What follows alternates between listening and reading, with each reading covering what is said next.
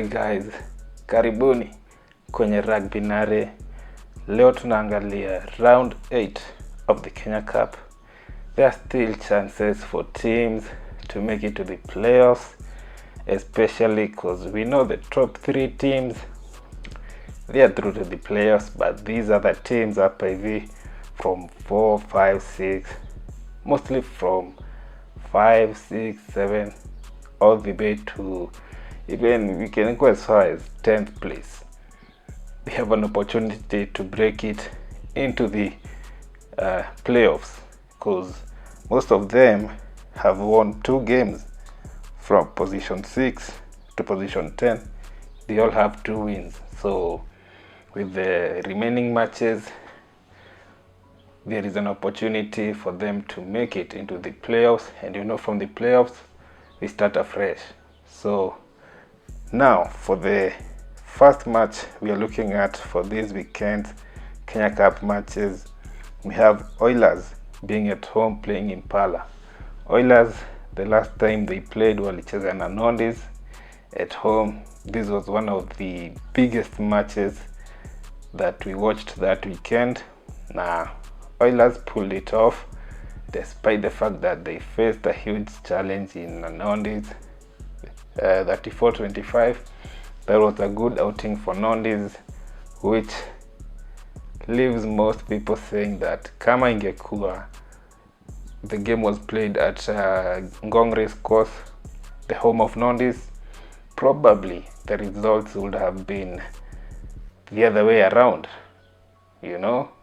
And I can kind of hear the argument, because home advantage is big.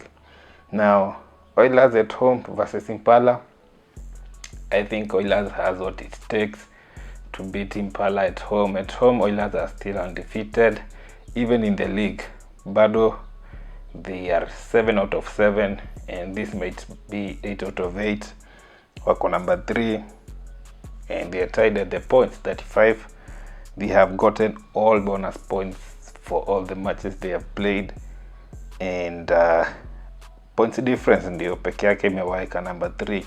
They have 294, the others have 313 KCB, 419 Cabras. Cabras hawashikiki hapo kwa points difference. They are miles ahead of everyone else. For the next game, Mwamba will be at home versus Leos. Now this is an interesting one, because these teams, I can say wako na a similar strength. Leos, they have 2 wins, wako number 9. Mwamba wako number 11. The biggest challenge ya Mwamba is that they have a huge negative points difference. Wako na negative 249. So that will be one of their biggest undoing, because when you tie at the points, that's the next thing they look at. So they need wins moving forward, especially at home. They need to take this one. And last time they played walicheza na Kisumu away. Kisumu took the win 25-5. A big win for Kisumu hapo hivyo. So Mwamba, they need to get out of the bottom 2, because we know what happens. They might get relegated, and at home they need to put their best game together and take advantage, which Strathmore is also trying to do. They have 2 wins out of 2. Wako na opportunity ya to move up the table, considering that Strathmore points difference yao si mbaya, negative 86. With a win, they jump up all the way to like 7th, probably even 6th. So for them, they are also looking for that win, and personally I think Strathmore might take it, but Mwamba are still strong, so this is a close match. I'm siding with Strath, but it can go either way. For Kenya Harlequins, watakuwa home, wana host Cabras.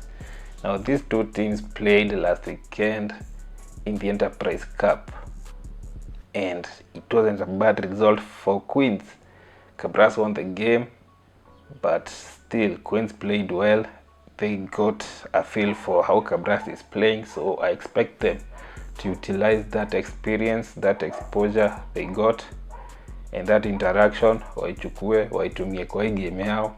Now that watakuwa home, you know, Queens at home, they're playing well, they're playing very well, and I'm sure they are going to utilize your experience waliget huko hivyo. And I don't think team ya Kabras will change a lot.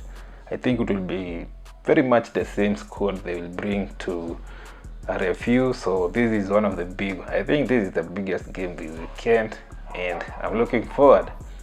I think Kabras has what it takes. I'm siding with them, but still it can go either way. Really, it can definitely go either way. KU Black Blood watakuwa home versus South Coast Pirates. Now, Pirates at home, they are playing well at the moment. Kwa table wako number 10, 2 wins last weekend. The last time they played, they beat Nakuru in an abandoned match, which is, I mean, I think they had an argument, but not really. But still, Pirates pulled off the game. They took the win, so we have an opportunity hapa hivi. But Black Blood at home, Black Blood are tough wakiwa nyumbani, and last time they played Kabras away at the Forest, they lost 62-6. So they want to bounce back. At the moment wako number 7, 2 wins, -89. They haven't won a match in a minute, so I think they will be looking to beat Pirates so that while get top 6, you know, if they win the game, this is what they will be thinking. If they win this match with a bonus point, they jump up ahead of Impala, who are in 6th, and they improve their points difference. So Pirates will have a difficult time hapo hivyo kwa Blood Bean, and I think Blood can pull it off. For the next match, Nondis watakuwa home versus KCB. Now the Lions are meeting. This is a Lions derby. Nondis are playing well. This is one of those fixtures we look forward to, and it might be tough for KCB. KCB, they are strong, they are playing well, they are still undefeated, 7 out of 7. Wako number 2, but Nondis are playing well, they are tough. Na saizi wakiwa home, there's always something about being at home. Teams are very comfortable at home, and that will play into the advantage for Nondis. So I expect this one will be also a very tough match. This is one of the biggest ones this weekend as well. So kuna Dimba Ngori this weekend. I think KCB pull it off by a small margin, because they have that, you know, they have depth. I will say wako na depth, and yeah, I think they pull it off. But I'm looking forward to kuona how this game goes. You know, the last time they beat Queens 38-16 at home. So yeah, it's an interesting one to look forward to. Nakuru wako home versus Kisumu. Now Nakuru are still winless this season.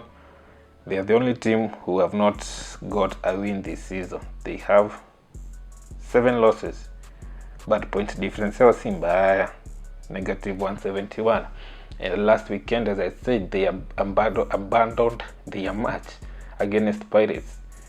The argument was officiating. Walisema ref he missed a foul that was against Pirates, and so they just walked out of the match, of which I think is unnecessary. It's not right to do that, because ref can only see so much. There is no day a ref will be 100% in his calls. That's why kuna kuwaga na TMO, so that they can call the calls that ref may miss. And so all these teams abandoning matches because ref is missing things, I think it's a bad habit. I think it should stop. We saw Western Bulls where they abandoned a match Leicester the other day. Like, it should not be a habit. I think these teams need to to to respect the fact that a match official doesn't have the advantage of a referee, a TMO referee, so they should just let the referee do his job. And so this weekend, and I think Nakuru, they've just played very difficult matches in the past games. Matches like KCB, Cabras, they've played Queens, Nondis. Now these coming matches are more manageable for them, especially this one. Wako home, they are playing Kisumu at home.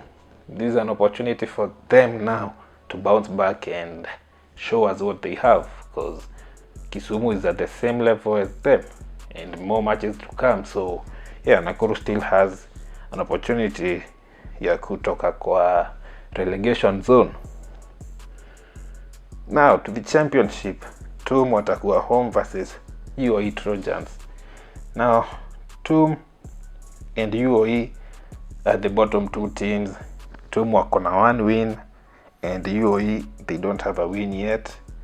The last time they played, UOE lost to USIU, and USIU has been having a bad season, but they got their first win and they are at number 10. So UOE apparently is the weakest team because they lost at home. They are the weakest link in the season. So playing TUM away will be tough. You can imagine it will be all the way in Mombasa, so I think TUM take this one. USIU, after getting their first win the previous match day, now they play Mombasa, and USIU watakuwa home. They will be playing at the Impala grounds, and I think this is a winnable game. Mombasa, they are at number 9. They have 2 wins in the season. If USIU play their cards well, this is a game they can win. Last time Mombasa played, they won at home against Mean Machine 22-5. So Mombasa is a tough side as well. So USIU wakijipanga, they can win. And Mombasa still, they are solid, they are strong. And I think it can go either way for these two matches, for these two teams, I mean. So personally, I said with the USIU because wako home, but it's a close game for me. Mean Machine at home versus JKUAT. JKUAT are playing well at the moment. Wako number 6, 4 wins out of 8. Last weekend, the last match, they beat Zetech.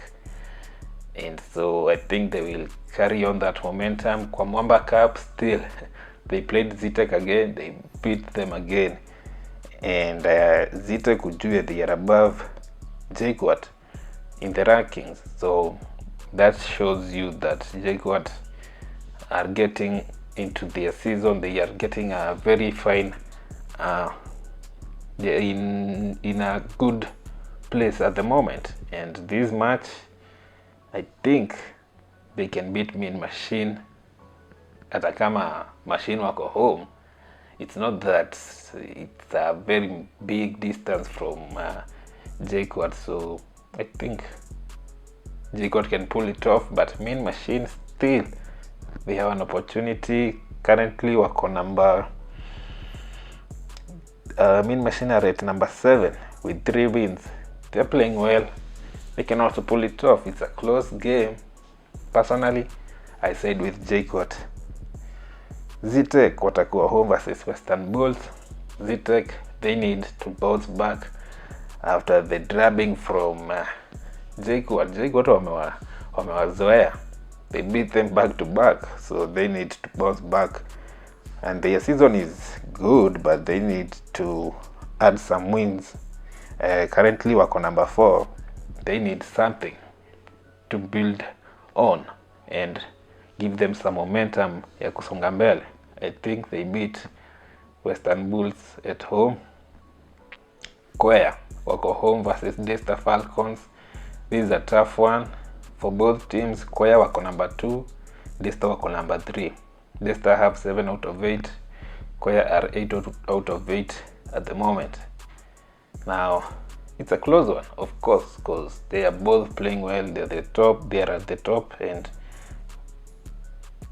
as I said, home advantage plays a big role in these matches. It's a major factor in the game, and I think Kwea being at home, I expect them to use that advantage and pull it off. So I'm gonna side with the home side, but it can go either way. Championship this weekend wako na matches zingine ngori. They will be having the most exciting matches this weekend, I think. Next one, Homeboys watakuwa home versus Moose.